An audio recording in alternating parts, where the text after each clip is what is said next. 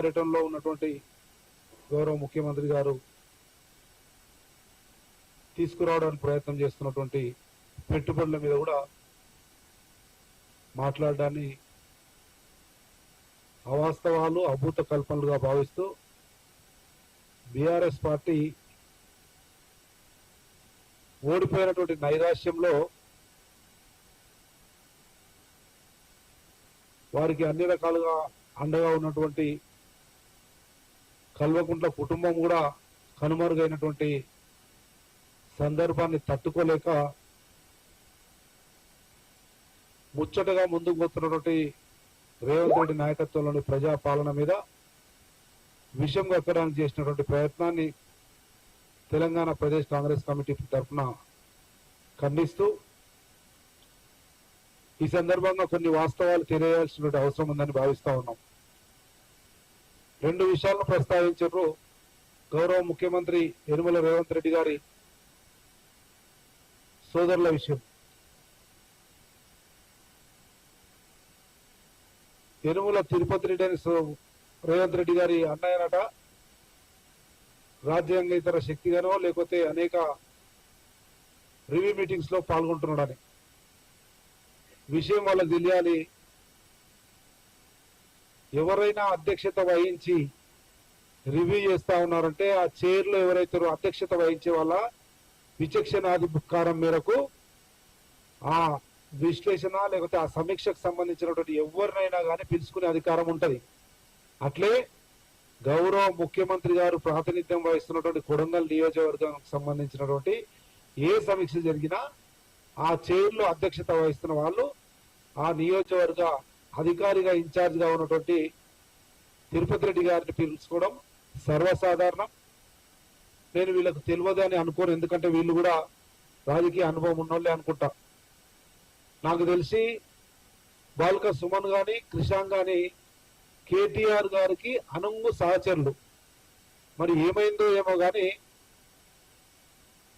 కేటీఆర్ గారితో విభేదించిర్రా, కేటీఆర్ గారు మాట్లాడడం వీళ్ళకి నచ్చలేదా నాకు అర్థం కాలే. కానీ కేటీఆర్ గారే గౌరవ ముఖ్యమంత్రి గారి పర్యటనను సీఎం పర్యటన ఫలప్రదం కావాలి, తెలంగాణకు అన్ని రకాల హంగులున్నాయి, జియోగ్రఫికల్ డెమోగ్రఫికల్ ఇన్ఫ్రాస్ట్రక్చర్ క్యాపబిలిటీస్ ఉన్నాయి, రేవంత్ రెడ్డి గారి పర్యటన విజయవంతమవుతుంది అనేటువంటి పూర్తి నమ్మకం విశ్వాసం ఉంది అని చెప్పి కేటీఆర్ గారే ఆకాంక్షించారు, ట్వీట్ చేసారు, ప్రెస్ లో కూడా మాట్లాడారు. రేవంత్ రెడ్డి గారి పర్యటన తప్పకుండా విజయవంతం అవుతుంది, తెలంగాణకు ఆ సత్తా ఉంది, రేవంత్ రెడ్డి నాయకత్వం అనుకుందని చెప్పినటువంటి విషయాన్ని మేము ముందుంచుతున్నాం. అటువంటి కేటీఆర్ గారి ప్రకటనకు విరుద్ధంగా మాట్లాడుతున్నారంటే ఈ మధ్యన వారి నాయకుడికి వీరికి ఏమైనా చెడిందా అనేటువంటి అనుమానం కూడా కలుగుతా ఉంది. ఇన్ని రోజులు ఆయన కన్సైగల్లో పనిచేసినటువంటి బాల్క సుమను మరియు కృషాంక్ ఎందుకు కేటీఆర్ ను విభేదిస్తూ మాట్లాడుతున్నారు అనేది కూడా గ్రహించాల్సిన విషయాన్ని గుర్తు చేస్తా ఉన్నాం. ఇకపోతే తిరుపతి రెడ్డి విషయమో అధికారికంగానే బరాబర్ అధికారికంగా కాంగ్రెస్ పార్టీ ఇన్ఛార్జ్ గా ఆ చైర్ లో ఉన్నటువంటి విచక్షణాధికారం మేరకు పిలిచిండు, పోయిండు, పాల్గొన్నాడు, రేపొద్దుగాల కూడా పాల్గొంటాడు. అది కాంగ్రెస్ పార్టీ స్ట్రక్చర్ లో భాగం అది. ఇకపోతే ఇంకొక బ్రదర్ కొండల్ రెడ్డి గారి విషయం. కొండల్ రెడ్డి గారు ఆస్ట్రేలియాకు పోయిండ్రు, ఆస్ట్రేలియాలో ఆ చైర్ లో కూర్చున్నారు. వీళ్ళు ఒక చైర్ పంపించేది ఉండే, ఆ చైర్ లో కూర్చోని ఎవరు పిలిచిండ్రో ఏటికి పిలిచిండ్రో పిలిచినప్పుడు ఇలా కూర్చొని ఆయన అంటే కూర్చుంటారు. అది అధికారిక కార్యక్రమం అసలే కాదు. లేదంటే ఆ సన్నివేశము ఏమాత్రం ప్రజలకు కానీ రాష్ట్రానికి కానీ పోనీ ఆ కల్వకుంట్ల కుటుంబానికి నష్టం చేసేది కాదు. మరి ఎందుకు గగ్గోలు పెడుతున్నారో అర్థం కాలే. ఏమాత్రం అధికారికం కాదు. సేమ్ అక్కడ పర్యాటకులు పోయినప్పుడు ఏదైతే ఈఫిల్ టవర్ కాడ పోయి ఎట్లయితే ఫోటో దిగుతామో ఓ సింబాలిక్ గా నేను అమెరికా పోయినా అన్నట్లు ఆస్ట్రేలియా పోయినప్పుడు ఆడ ఫోటోషూట్ లో జరిగే కార్యక్రమాన్ని కూడా ఏదో భూతత్వంలో చూపించడానికి ప్రయత్నం చేసిరన్న వాస్తవాన్ని తెలుసుకోవాల్సిందిగా గుర్తు చేస్తా ఉన్నా. ఇకపోతే ఒకటి ఇట్లా పేపర్ తీసి చూపిస్తాడు ఈయన. నిన్న ప్రెస్ మీట్ లో కొండల్ రెడ్డి ఒక కారు ఎక్కి కారులో అద్దంలో చూస్తున్నాడు, ఆ ఫోటో పెట్టి ఈయన 100 కార్లు 1000 కార్లు 100 మంది పోలీసులతోటి సైన్యంతో పోతున్నాడని. నువ్వు చూపించింది ఏంది, నువ్వు మాట్లాడుతున్నది ఏంది, నీవు వెళ్ళగలుగుతున్న విషయము లోని అంతర్లీనంగా ఉన్నటువంటి ఉద్దేశం ఏంది అనేది కూడా ఆలోచన చేసుకోవాల్సినటువంటి అవసరం ఉందన్న విషయాన్ని గుర్తు చేస్తా ఉన్నా. ఇకపోతే అమెరికా పర్యటనలో ఉన్నటువంటి గౌరవ ముఖ్యమంత్రి రేవంత్ రెడ్డి గారిని వారి సొంత స్వయాన తమ్ముడు జగదీశ్వర్ రెడ్డి కలిస్తే కూడా తట్టుకోలేకపోతున్నారు. ఇగో జగదీశ్వర్ రెడ్డి కలిసిండు, ఈయననే కంపెనీ ఏదో ఉంది, ఏంటది స్వచ్ఛ బయో అనేటువంటి ఒక కంపెనీ ఉంది, అది ఇప్పుడే స్టార్ట్ అయింది, 15 రోజులు అయింది, 15 నెలలు అయింది, ఇట్లా అయింది అట్లా అయిందని ఇంకా ఏబిసిడి కూడా స్టార్ట్ కాలే. ప్రయత్నం మొదలైంది, అడుగులు అభివృద్ధి వైపు, పెట్టుబడుల వైపు, ఉద్యోగ అవకాశాల వైపు పడతా ఉన్నాయి వడివడిగా. దాన్ని ఏ రకంగా విమర్శించాలి, కోడిగుడ్డు పీకలు పిలిచినట్లు పీకనిక ప్రయత్నం చేసినట్లు ఏదో ఒక రంధ్రాన్వేషణలో భాగంగా చేసిన విమర్శ ఇంకా రానేలే కానేలే. ఇంకా వస్తే కూడా వాళ్ళు పెట్టుబడులు పెడతామన్నారు తప్ప తెలంగాణ రాష్ట్ర ఆస్తి మొత్తం దోచుకుంటాం అనలే, వాళ్ళు పెట్టుబడులు పెడతామన్నారు. దానికి లేనిపోని అభూత కల్పనలు, సొంత తమ్ముడు కూడా ఉండకూడదు అనేటువంటి కుట్రపూరిత ఆలోచన చేస్తా ఉన్నారు. దాంతోపాటు ఇంకో చిన్న తమ్ముడు కృష్ణారెడ్డి గారి గురించి కూడా ప్రస్తావించారు.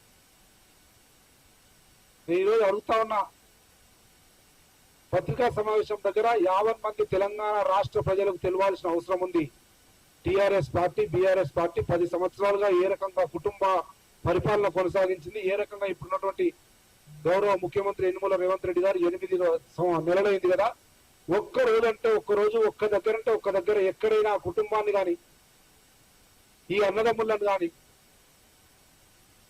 చూయించడమో, కనిపించడమో, ఇన్వాల్వ్ చేయడమో, అవకాశం కల్పించడమో చేస్తే నేను చెప్తా ఉన్నా, ఈరోజు అన్నిటికీ బాధ్యత వహిస్తాం, అన్ని రకాలుగా సిద్ధంగా ఉన్నాం. మీరు ఒకవేళ చూపిస్తే సవాల్ చేస్తా ఉన్నాం. అదే నేను చెప్తా ఉన్నా, బాలక సుమన్ గాని, కృష్ణ గాని అదేదో పసిరికలు వచ్చిన లోకమంతా పచ్చగానే కనబడుతున్నట్లు 10 సంవత్సరాలు కల్వకుంట్ల కుటుంబం ఎట్లయితే మొత్తం వాళ్ళ కుటుంబాన్ని, వాళ్ళ వంశాన్ని, మొత్తం కాందాన్ని, తెలంగాణ రాష్ట్రాన్ని మొత్తం వెదజల్లి విస్తారంగా అడ్డగోలుగా వ్యవహారాన్ని నడిపిందో అట్లే భావిస్తా ఉన్నారు. పసిరికలు వచ్చినోనికి, పచ్చకామెర్లు వచ్చినోనికి లోకమంతా పచ్చగా కనబడినట్లు. మేము చెప్పాలంటే కేసీఆర్, కేటీఆర్, కవిత, హరీష్ రావు, ఇక చాలా మంది లిస్టు, సంతోష్ రావు, దామోదర్ రావు ఎంపీలు, Naveen Rao MLC, Vinod Rao ex planning commission vice chairman, ex MP, Srinivasarao Pratima కోట్ల రూపాయలు దండుకుంటున్నాడు, ప్రభుత్వాన్ని అడ్డు పెట్టుకుని అనేక వ్యవస్థలు నడుపుతా ఉన్నాడు. అట్లే కన్నారావు, విద్యాసాగర్ రావు, ఇట్లా రావులక్స్ గురించి చెప్పుకుంటూ పోతే రాష్ట్రం అంతా విస్తరించరు, అన్ని రంగాల్లో విస్తరించరు. మీలాగా అనుకున్నారా కాంగ్రెస్ పార్టీ, మీలాగా అనుకున్నారా యనమల రేవంత్ రెడ్డి కుటుంబము? మీరు ఆ వ్యవస్థను చూసేది కనుక యువతలు కూడా అట్లేగా ఆలోచన చేస్తా ఉన్నారు. కానీ ఎక్కడ కూడా ఒక్కరోజు కూడా మచ్చుకు కూడా అటువంటి అవకాశం లేకుండా ప్రజాపాలన సుభిక్షంగా ముందుకు పోతున్న సందర్భాల్లో చాలా మంచిగా సుఖంగా చెప్తున్నాడు. వీళ్ళేదో పెద్ద సుపనాథులు అన్నట్లు 10 సంవత్సరాలు ఇంతమందిని పెట్టుకొని మా మీద బురద జల్లాలి. మళ్ళీ మీరే అన్నట్లు అదేంది బట్టగాల్చి మీరేస్తారు, ఏందో సామెతలో ఏమో. మళ్ళా ఈయన చెప్తాడు, జయశంకర్ చెప్పినట పెట్టుకాడ కానీ పుట్టుకాడలో ఏమో శాస్త్రం చెప్పాడు. ఆయన గుర్తు చేస్తా ఉన్నా, మొత్తం బీఆర్ఎస్ లో గుర్తు చేస్తా ఉన్నా. కాళోజీ నారాయణరావు చెప్పింది కూడా గుర్తు చేసుకోవాలి. ప్రాంతేతరులు మోసం చేస్తే పొలిమేర్ల వరకు తరమమన్నారు, ప్రాంతం వాళ్ళే మోసం చేస్తే ఇక్కడనే బొంద పెట్టమన్నారు. కల్వకుంట్ల కుటుంబాన్ని, మీ బీఆర్ఎస్ పార్టీని తెలంగాణ రాష్ట్ర ప్రజలు బొందబెట్టిరు, అనుభవిస్తున్నారు. అవినీతి సొమ్ముతో విర్రవీగి, కుటుంబ పాలనతో అంటగాగి, సొంత చెల్లిని జైల్లో పెట్టుకొని